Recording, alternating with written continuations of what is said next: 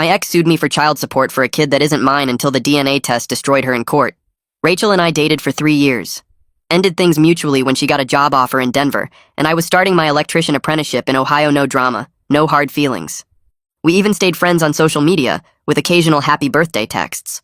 4 years later, completely out of nowhere, I got served papers at work, child support lawsuit. Rachel was claiming I owed 3 years of back support for a daughter named Lily, $1,800 a month plus medical expenses. Total, $87,000. I hadn't seen Rachel in 4 years. The math literally didn't work, but her filing claimed we'd had a one-night thing when she was visiting Ohio for a conference. Never happened. I was dating someone else then, and had timestamp photos from a vacation in Florida that exact week. Didn't matter. The court ordered temporary support payments while the case was pending, $1,800 a month starting immediately. I made $4,200 a month as a journeyman electrician. After taxes and this support order, I had $800 left for rent, food, everything. Had to move back in with my parents at 31. Rachel hired this aggressive lawyer, Diane Roth, who specialized in deadbeat dad cases. First hearing, Roth painted me as a monster who'd abandoned his pregnant girlfriend and denied his own child for years, said I was hiding assets, probably working under the table, definitely lying about never seeing Rachel. The judge ate it up, increased the temporary support to $2,100 a month. I could barely afford groceries. My lawyer was this overworked public defender who kept mixing up my case with his other clients. Meanwhile, Rachel was posting constantly about being a single warrior mom and how fathers who don't support their children are the worst kind of criminals. Her friends were commenting about how brave she was for fighting for Lily's rights. She started a GoFundMe that raised $15,000. I knew something was off. Hired a private investigator with money I borrowed from my uncle. Cost me $3,000 I didn't have. The PI found something interesting. Rachel had been dating a guy named Brandon for 5 years. They'd been living together the entire time. Brandon was married to someone else, separated but not divorced.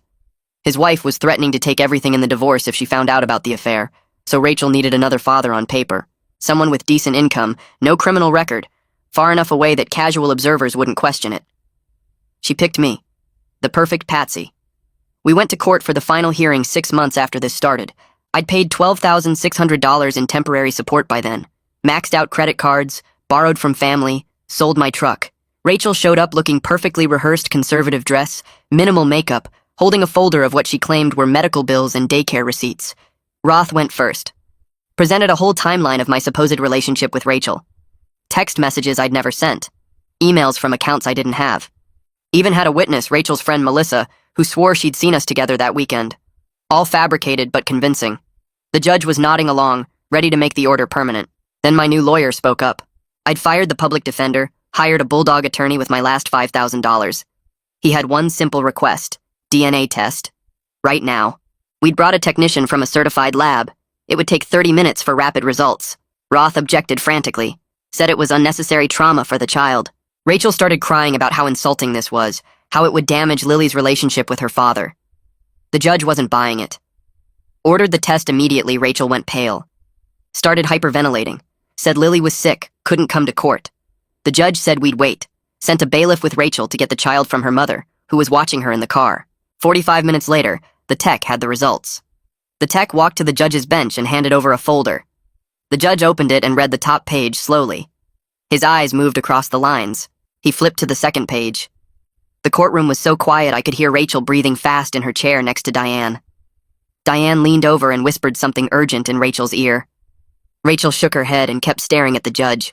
The tech stood there waiting. The judge read the third page. Then he closed the folder and looked straight at Rachel. His face had changed. The friendly expression from earlier was gone. He looked at her like she was something stuck to his shoe. Rachel's breathing got faster. She grabbed the edge of the table. Diane put a hand on her arm, but Rachel pulled away. The judge set the folder down carefully. He picked up his pen and wrote something on a pad of paper. Then he looked up again. The silence stretched out. I could feel my heart beating in my throat. The judge cleared his throat. Rachel, do you have anything to say before I make my ruling? His voice was cold. Rachel opened her mouth, but nothing came out at first. She swallowed hard. The test must be wrong. Her voice came out shaky and thin. Labs make mistakes all the time. This can't be right. She looked at Diane for help, but Diane was staring at the table. I was there that weekend. We were together. Rachel's voice got higher. This is my daughter's father. The test is wrong. The judge held up one hand. Rachel stopped talking. Her whole body was shaking now. The judge picked up the folder again and held it up. This report shows 0 probability of paternity. 0. Not low. Not unlikely. 0. He set it down hard on the bench. The sound made Rachel flinch. I'm declaring this paternity claim completely fraudulent. All temporary support payments are halted immediately effective today. He wrote something else on his pad. I'm referring this case to the district attorney's office for potential criminal charges, including fraud and perjury. He looked right at Rachel. You will return every cent this man paid in temporary support, plus his legal fees. The exact amount will be determined, but you're looking at a minimum of $15,000. Rachel started crying. Not the pretty crying from earlier when she talked about Lily. This was ugly crying with her whole face scrunched up. Diane stood up fast. Your Honor, if I may. This was an honest mistake. My client genuinely believed the defendant was the father. She had no intention to defraud anyone. The judge looked at Diane like she'd just told him the sky was green. An honest mistake? He opened a different folder on his bench. Your client presented fabricated text messages, fabricated emails, a witness who committed perjury. He looked down at his notes. And the timing is quite convenient given that the actual father is married to someone else who's threatening to take everything in a divorce. He closed the folder. This wasn't a mistake. This was calculated fraud. Rachel made a choking sound. She doubled over in her chair. I needed someone on paper. The words came out between sobs. Brandon couldn't acknowledge her. His wife would take everything. I didn't know what else to do. She was crying so hard she could barely talk. I was desperate. Lily needed a father on the birth certificate. Someone with a job and no record.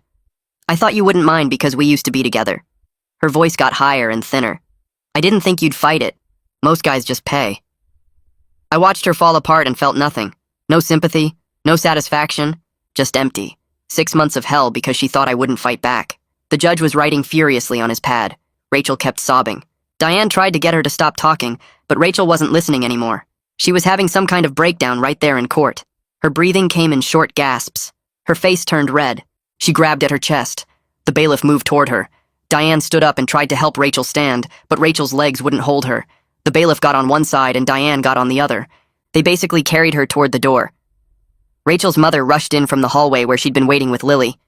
She took one look at Rachel and then glared at me. Her face was full of hate like I'd done something wrong, like I was the bad guy in this situation. She followed the bailiff and Diane out with Lily on her hip.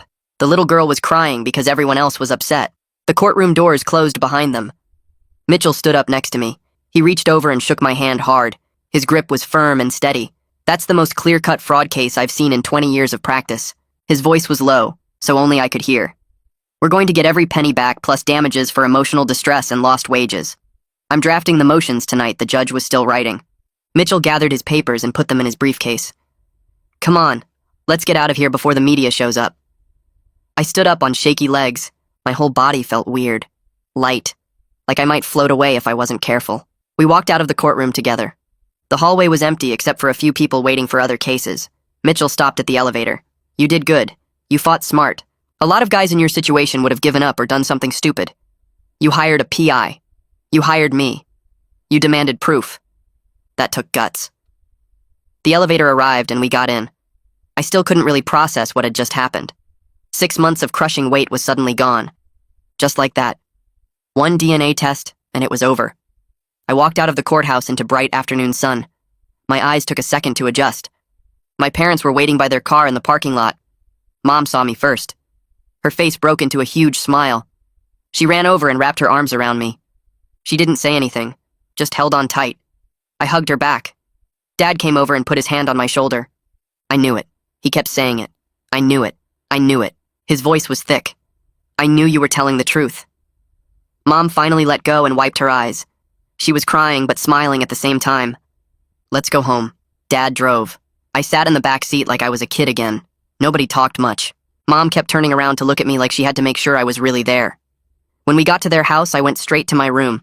My childhood bedroom with the same posters on the walls from high school, the same small bed. I lay down and stared at the ceiling. Tomorrow I could start looking at apartments again. Start rebuilding my savings. Get my life back. Tonight, I just needed to sleep. For the first time in 6 months, I wasn't worried about money or court or everyone thinking I was a deadbeat. I closed my eyes and was out in minutes. The next morning, I got to work early. My supervisor, Rick, pulled me aside before I even clocked in. Hey, can I talk to you for a minute? We went into his office. He closed the door and sat on the edge of his desk. I heard what happened. The court thing. His face was serious. I want to apologize for how some of the guys treated you when you first got served. We all assumed the worst, and that wasn't fair. I nodded but didn't say anything. Rick continued. Everyone feels terrible about it. We should have given you the benefit of the doubt. You're a good worker and a good guy. I just wanted you to know that. Thanks. My voice came out rough. I appreciate that. Rick stood up and opened the door. All right, get out there. We've got that commercial job on 5th Street today. I walked out to the truck feeling lighter than I had in months. The other guys on the crew were already loading equipment. A couple of them nodded at me. One guy named Steve came over. Hey man, glad that's over. Sorry we were dicks about it. No problem.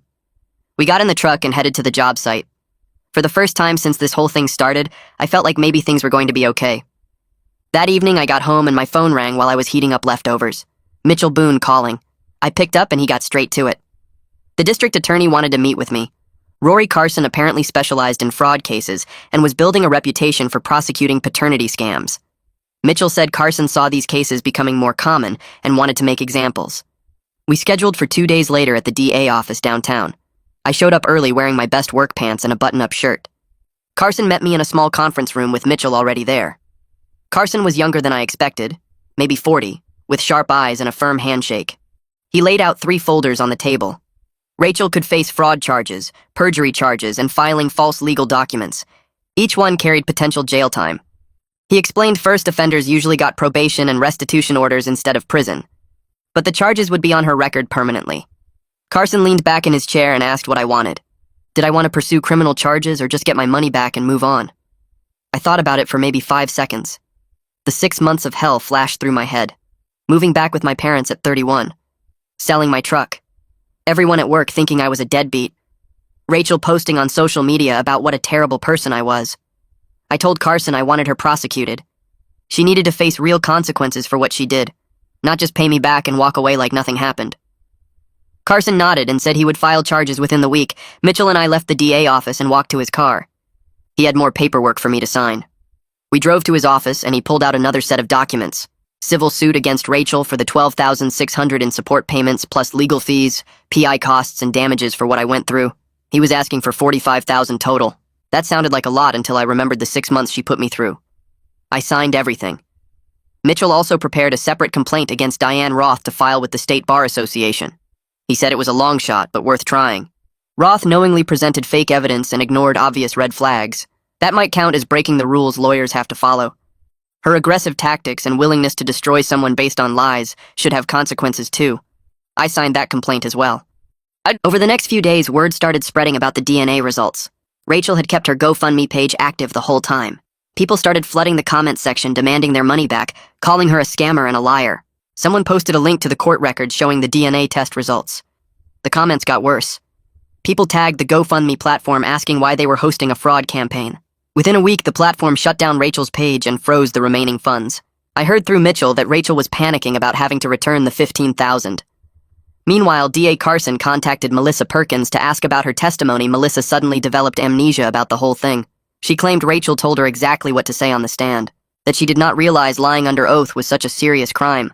She was trying to save herself by throwing Rachel under the bus. Carson told Mitchell that Melissa would probably face perjury charges too, but he would offer her a deal if she testified against Rachel. I started looking at apartments again. Found a small studio on the east side of town for $800 a month. Not much space, but it had a kitchen and bathroom, and it was mine. No more sleeping in my childhood bedroom. No more feeling like a failure every time I walked past my high school basketball trophies. I signed the lease and moved in the following weekend. Dad helped me move my stuff in his truck since I still did not have mine back. Mom brought cleaning supplies and spent 3 hours scrubbing the place even though it was already clean. They left and I sat on my air mattress in the empty studio. It felt good, like I was finally getting my life back piece by piece. Uncle Jefferson called me that week. He told me not to worry about paying back the $3,000 for the private investigator right away. Seeing Rachel exposed in court was payment enough for him, but I insisted on setting up a payment plan anyway. $50 a month until it was paid off. He tried to argue, but I would not budge. He loaned me that money when I desperately needed it, and I was going to pay him back properly. 2 weeks after the DNA test results, Mitchell called with news Diane Roth had withdrawn from representing Rachel, filed paperwork with the court removing herself from the case completely. Mitchell said this was a bad sign for Rachel. Roth probably realized the case was completely indefensible now and did not want her reputation damaged any further. Being associated with proven fraud could hurt her career. Rachel would need to find a new lawyer willing to take on a case she already lost. Someone willing to defend her against criminal charges with mountains of evidence against her. Good luck with that. Within a week, Mitchell called with news that Rachel had hired a criminal defense attorney. Her name was Francesca Conti, and she worked out of a firm in Columbus that specialized in white-collar crimes. Conti contacted Mitchell the same day she took Rachel's case. She wanted to talk settlement before DA Carson filed any charges. Mitchell forwarded me Conti's email, which laid out Rachel's offer. She would pay back all $12,600 in support payments, plus $22,400 in legal fees and damages. Total of $35,000. In exchange, I would agree not to pursue any additional civil damages beyond what Mitchell already filed for. The criminal case would still go forward since that was up to the state, not me. But Conti was hoping a settlement would make Carson go easier on Rachel. Mitchell said we should meet with Carson before responding to Conti's offer. He set up an appointment at the DA office for the following Tuesday. Carson's office was in the county building downtown, 3rd floor, with windows overlooking the courthouse where the DNA test had destroyed Rachel's lies. Carson was younger than I expected, maybe 40, with a neat beard and glasses. He shook my hand and gestured for Mitchell and me to sit in the chairs across from his desk.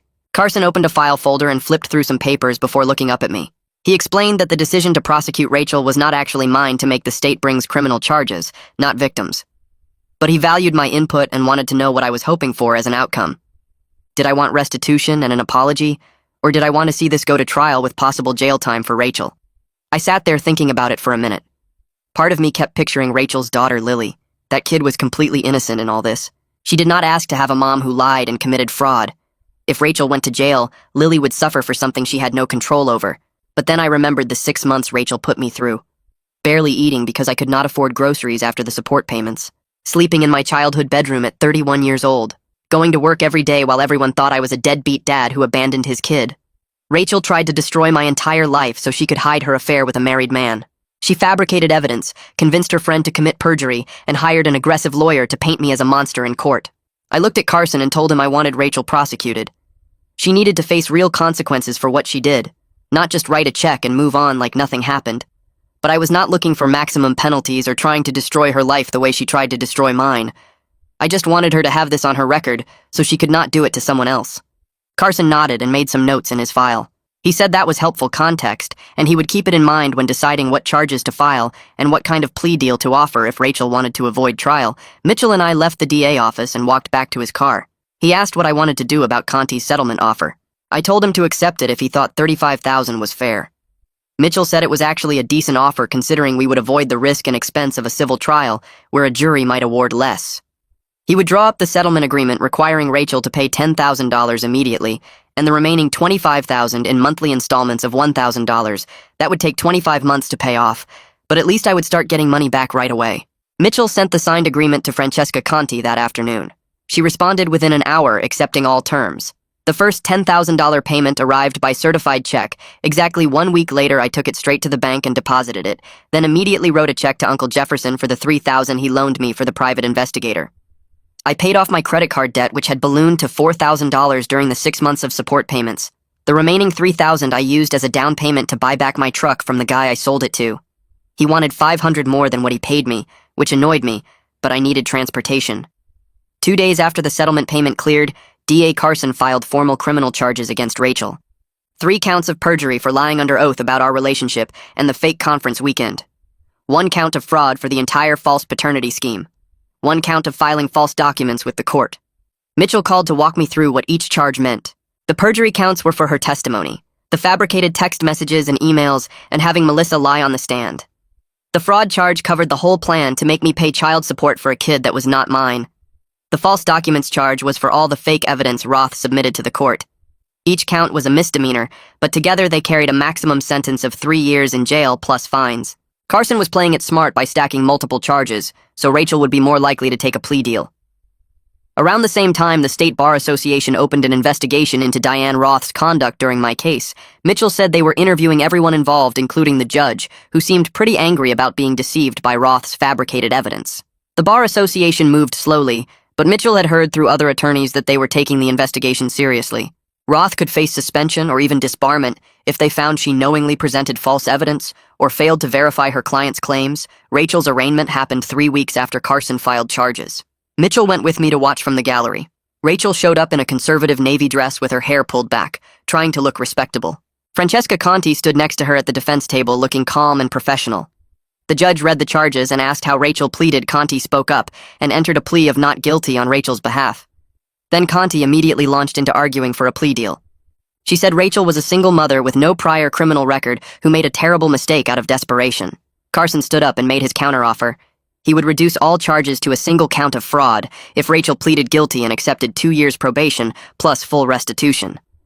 But there was one condition. Rachel had to allocate in court, meaning she had to stand up and explain exactly what she did and why she did it. No hiding behind lawyer speak or claiming it was all a misunderstanding. She had to admit the whole scheme in open court and take full responsibility. Conti pushed back hard, but Carson held firm on the allocation requirement. The arraignment ended with Rachel looking pale and shaky, and Conti said she would discuss the offer with her client. I started seeing a therapist 2 weeks after the arraignment, because even though I won the case, I was having serious trust issues and constant anxiety about money. Every time I checked my bank account, I felt sick. Every time someone mentioned relationships, I got tense. The therapist was this older woman named Dr. Palmer, who specialized in trauma and abuse cases. She listened to the whole story during our first session and then told me what I went through was financial abuse. She said it was completely normal to have lasting effects from 6 months of being financially destroyed by someone I trusted. We met every Thursday evening and worked through the anxiety and anger. Dr. Palmer taught me breathing exercises for when I started spiraling about money. She helped me understand that trust issues after betrayal were a normal protective response, not a character flaw. Around the same time, I started working with a credit counselor because my credit score was absolutely trashed. I had maxed out 3 credit cards during the support payment period and missed payments on 2 of them when I literally did not have enough money left after the court order. My score had dropped from 720 to 580 in 6 months. The credit counselor was this no-nonsense guy who laid out exactly how bad the damage was and what it would take to fix it. He said recovery would take at least 2 years of consistent on-time payments and slowly paying down the balances. He helped me set up a payment plan and showed me how to budget properly so I would never miss another payment. It felt overwhelming, but also good to have a concrete plan, instead of just panicking every time I thought about my ruined credit. 3 months after the DNA results came back, Francesca called Mitchell to say Rachel was accepting the plea deal. She could not risk going to trial where she might actually end up in jail if a jury convicted her on all charges. The sentencing hearing got scheduled for 2 weeks later. Mitchell called me the night before to prepare me for what would happen. He said Rachel would have to stand up in open court and explain her entire scheme in detail as part of the allocation requirement. Carson was not letting her off easy. The sentencing hearing was in the same courtroom where the DNA test destroyed her case. I sat in the gallery with Mitchell while Rachel stood at the defense table with Francesca. The judge was different this time, an older man named Judge Anderson, who had a reputation for being tough on fraud cases. Carson went first and laid out the charges Rachel was pleading guilty to and the recommended sentence. 2 years probation, 200 hours of community service, and continuation of the restitution payments she already agreed to in the civil settlement. Then Judge Anderson looked directly at Rachel and told her to explain what she did and why she did it. Rachel stood up, and her voice was shaking so badly I could barely hear her at first. She admitted she fabricated everything about me being Lily's father.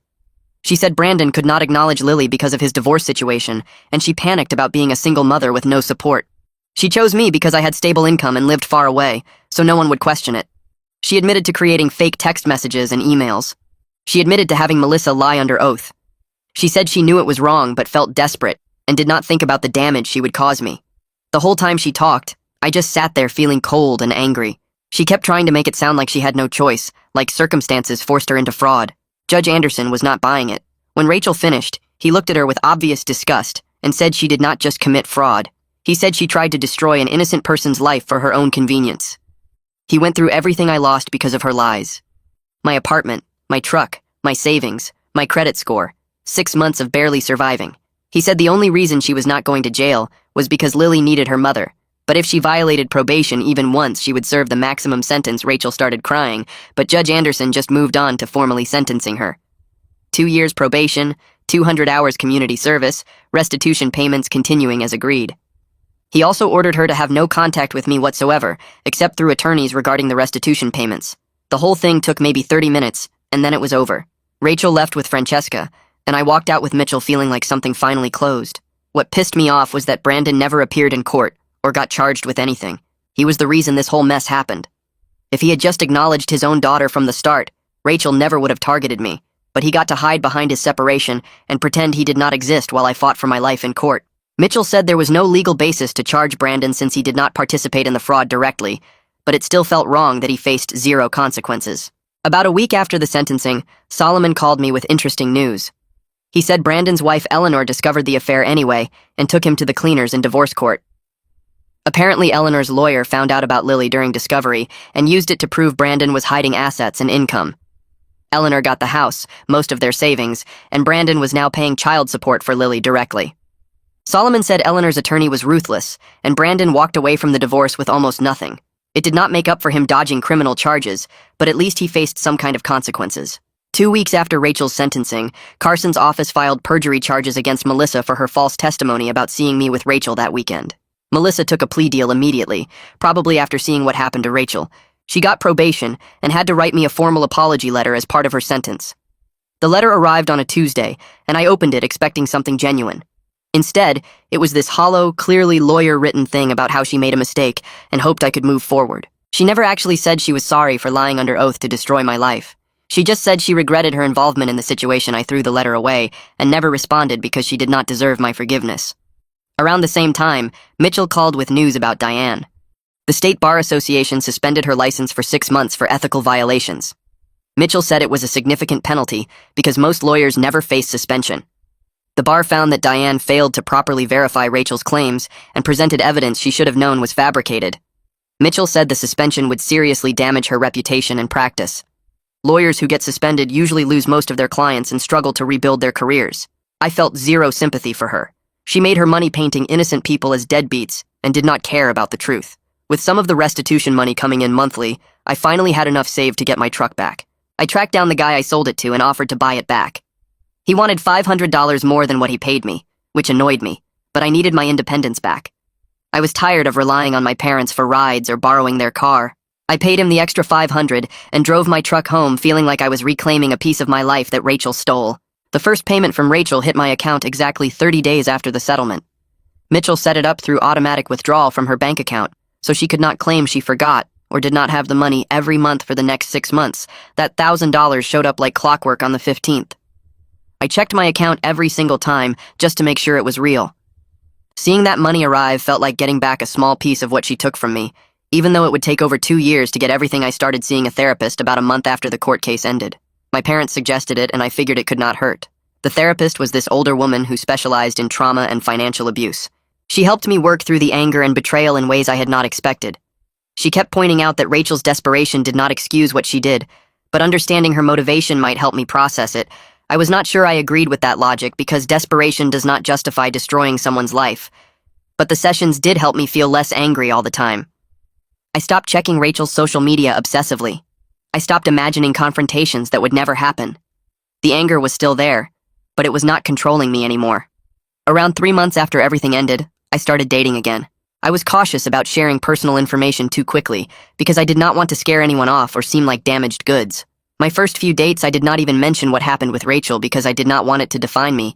I went out with a woman I met at the gym and we had a nice dinner, but there was no chemistry.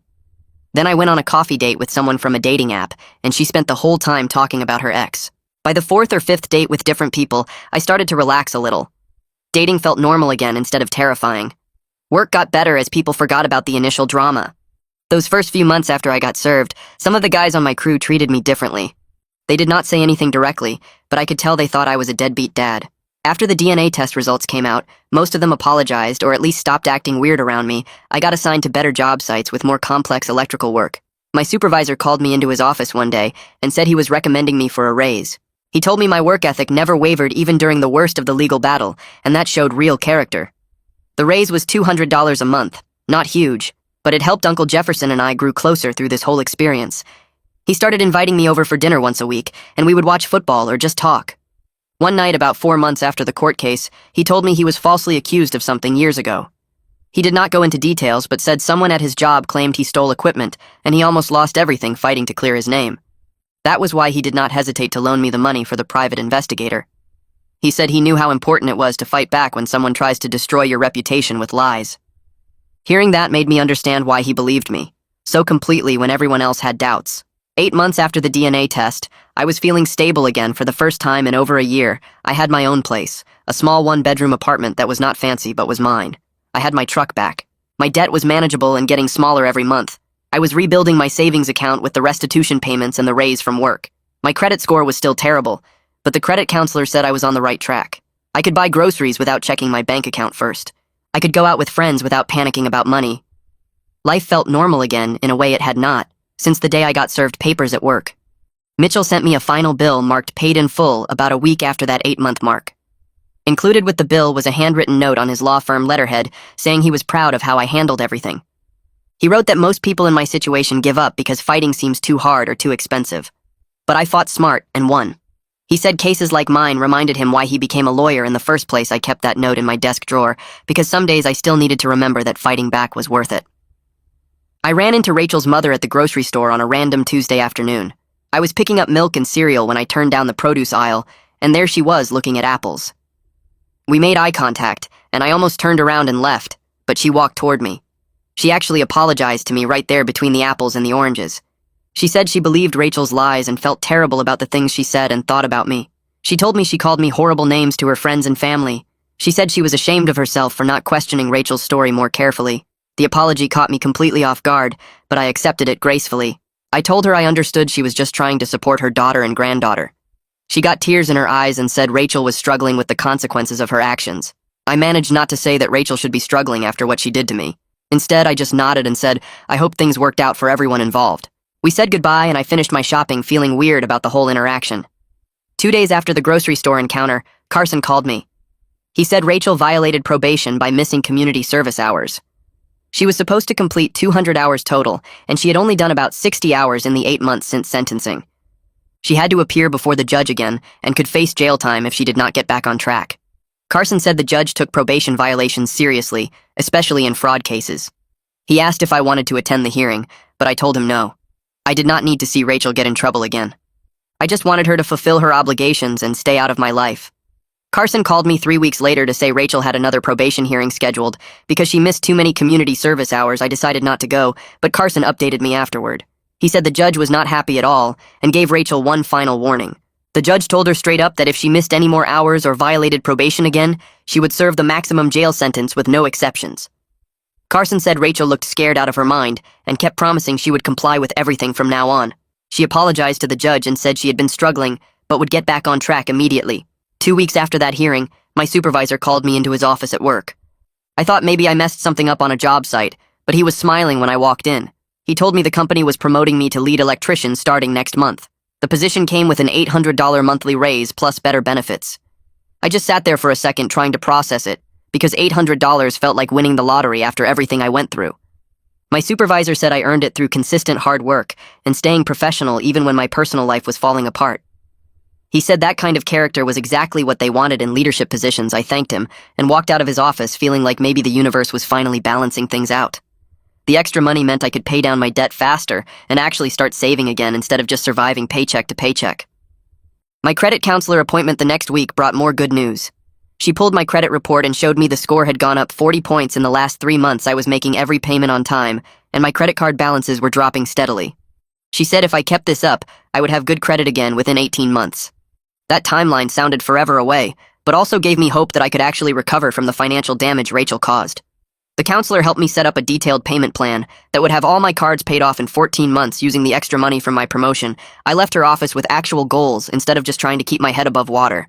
Summer rolled around and my friend threw a barbecue at his place.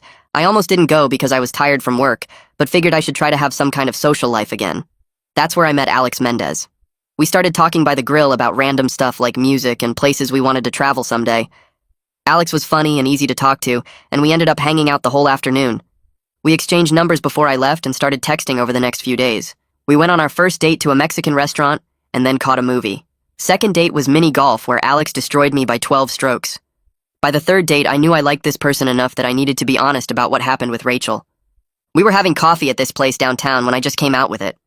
I told Alex the whole story about the fake paternity suit and the court battle and how it destroyed my finances and trust in people. I figured if it scared them off, better to know now before I got more attached.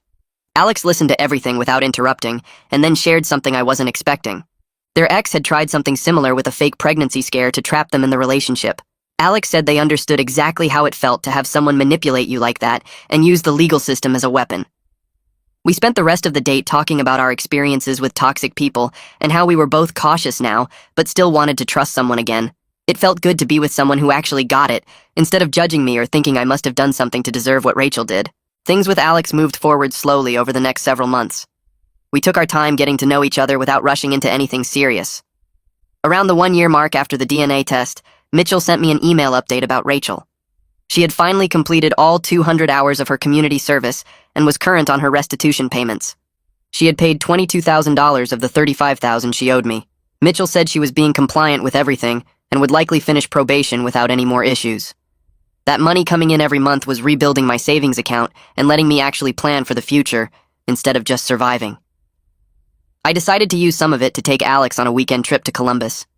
We stayed at a nice hotel downtown and went to museums and restaurants without me stressing about money even once. That trip felt like a huge victory, because a year earlier, I was eating ramen in my parents' house and wondering if I would ever feel normal again. Now I was on vacation with someone I cared about and not panicking every time I checked my bank account. We had an amazing weekend, and I realized I was actually happy for the first time since this whole nightmare started. Thanksgiving came around, and Jefferson invited me to his place for dinner with the whole family. After we ate, he stood up and got everyone's attention. He told the whole family the story of how I fought back against Rachel and won. He said I showed real strength by not giving up even when the system seemed stacked against me and I had nothing left. Everyone raised their glasses and toasted to standing up for yourself and having people who believe in you when things get dark. My aunt said she was proud of me, and my cousin told me he would have given up halfway through. It felt good to have my family acknowledge what I went through, instead of just moving on like it never happened.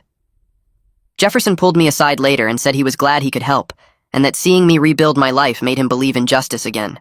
A few weeks after Thanksgiving, Solomon Gray called me out of nowhere. We hadn't talked since he finished the investigation over a year ago. He said he heard through the legal community that Diane's law practice was struggling badly after her suspension.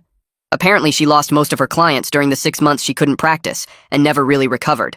Solomon said she was working as a contract attorney now for other firms instead of running her own practice. He thought I would want to know that her career took a serious hit for what she did. I thanked him for the update and felt a small sense of justice knowing she faced real consequences beyond just the suspension. The mailman delivered a letter one afternoon in early December with a return address I didn't recognize. I opened it and saw it was from Brandon. He wrote 3 pages apologizing for his role in what happened with Rachel.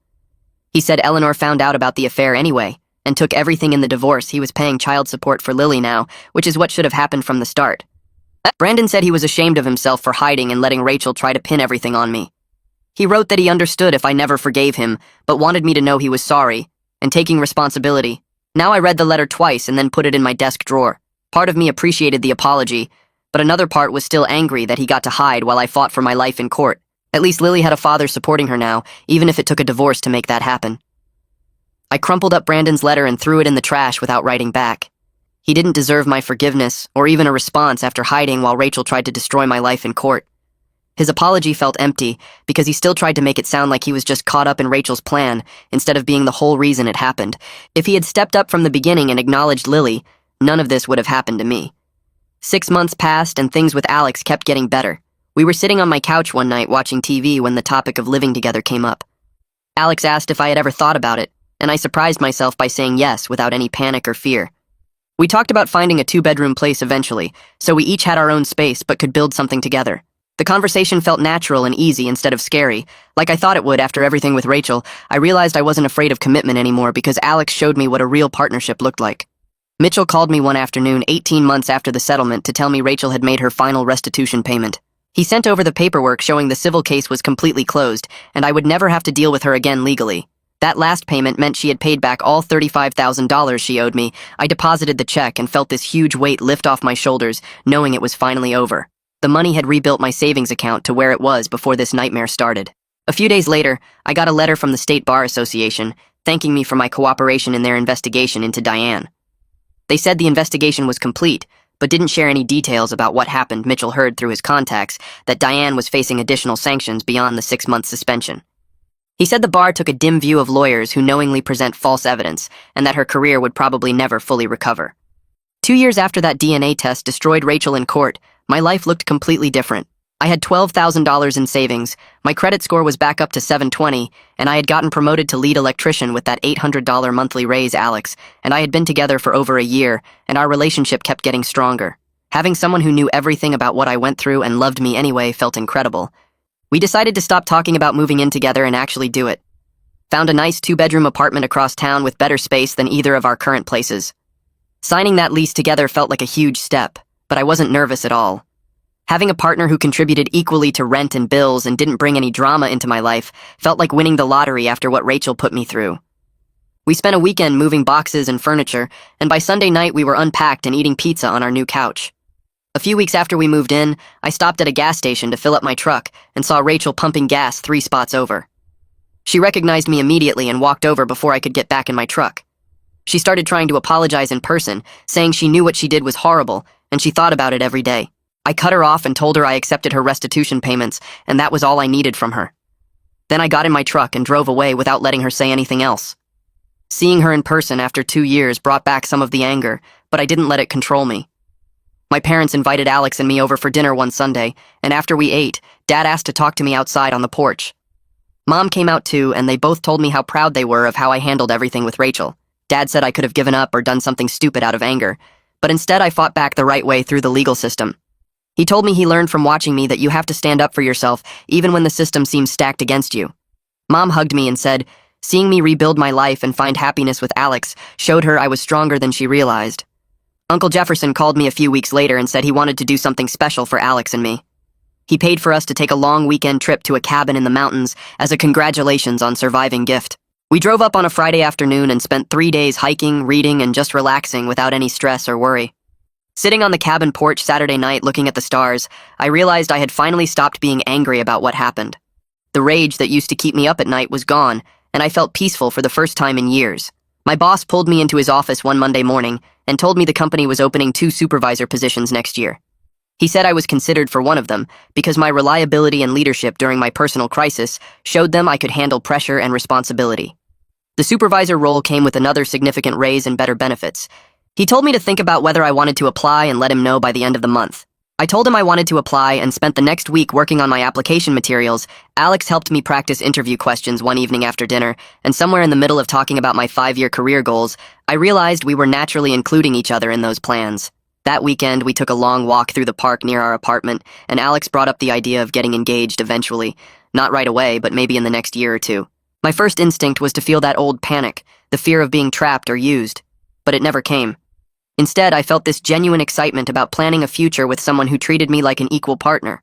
I told Alex that the whole nightmare with Rachel taught me what real partnership looks like by showing me exactly what it isn't, and we both laughed because it was such a backwards way to learn something important. 3 years after getting served those papers at work, I'm actually thriving in ways I never expected. The supervisor position came through 6 months ago with a salary that lets me save money every month instead of just surviving paycheck to paycheck. Alex and I are talking seriously about buying a house together next year, which feels crazy after I couldn't even afford groceries during the support order period. My credit score hit 780 last month, and I have almost $20,000 in savings that I built back from absolutely nothing. Rachel's fraud could have destroyed my entire life, taken everything I worked for and left me broken and bitter. Instead, it taught me I'm way stronger than I thought, and that fighting for the truth is always worth it, even when the system seems rigged against you and everyone assumes you're guilty. I still get angry sometimes when I think about those 6 months, but mostly I feel grateful that I didn't give up and that I had people who believed in me when it mattered most.